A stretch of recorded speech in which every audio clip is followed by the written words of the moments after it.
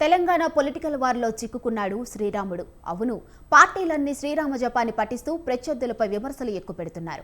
దీంతో ప్రధాన పార్టీలైన బీజేపీ, కాంగ్రెస్, బీఆర్ఎస్ల మధ్య డైలాగ్ వార్ నడుస్తోంది. రాముడు అందరు వాడంటూ హస్తం గులాబీ నేతలు సెటైర్లు వేస్తుంటే వారికి ధీటుగా కౌంటర్ ఇస్తున్నారు కమలనాథులు. దీంతో తెలంగాణలో రాముడు చుట్టూ రాజకీయం రసవత్తరంగా సాగుతుంది.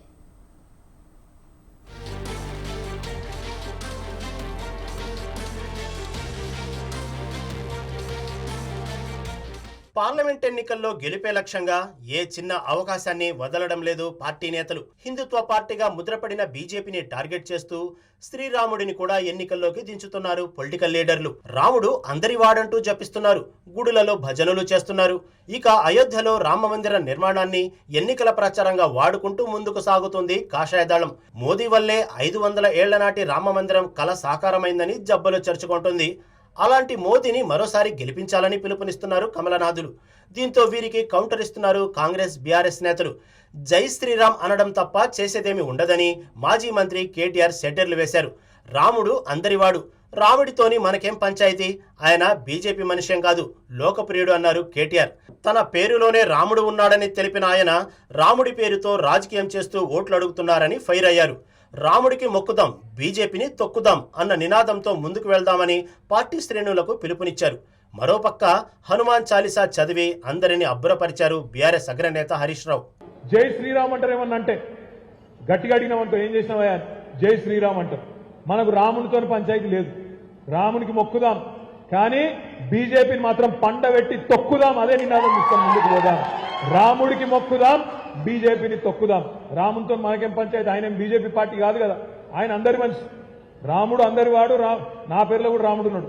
రాముడు అందరివాడు, రాముడితో మనకు పంచాయతీ లేదు. రాముడేం బీజేపీ మనిషి కాదు, రాముడు అందరివాడు, లోకప్రియుడు. అట్లాంటి రాముడితో మనకు తగాదా లేదు. కానీ రాముడు పేరు చెప్పుకొని రాజకీయం చేసే బీజేపీని మాత్రం తప్పకుండా వంగవేటి తన్నాలి. ఇక కాంగ్రెస్ నేతలు కూడా అదే రేంజ్ లో కమలనాథులపై సెటారికల్ కామెంట్స్ విసురుతున్నారు.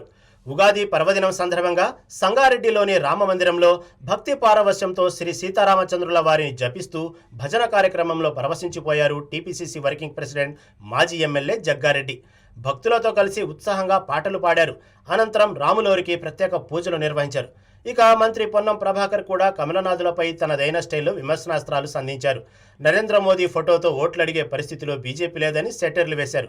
ఇంటింటికి అక్షింతలు వచ్చాయా అని అంటున్నారే తప్ప అభివృద్ధి గురించి ఊసేలేదని మండిపడ్డారు.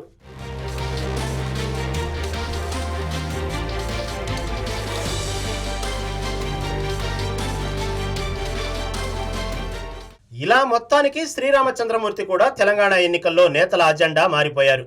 వీళ్లు వాళ్ళు అని కాదు, ప్రధాన పార్టీ నేతలంతా రామనామ జపం చేస్తున్నారు. మరి కమలనాథులు కలలు కంటున్న అయోధ్య మందిరం బీజేపీకి భారీగా ఓట్లను కురిపిస్తుందా? ఆ లోకప్రియుడు రాములోరి కరుణా కటాక్షం ఎవరిపై ఉంటున్నదని తెలియాలంటే ఎన్నికల ఫలితాల వరకు వేచి చూడాల్సిందే.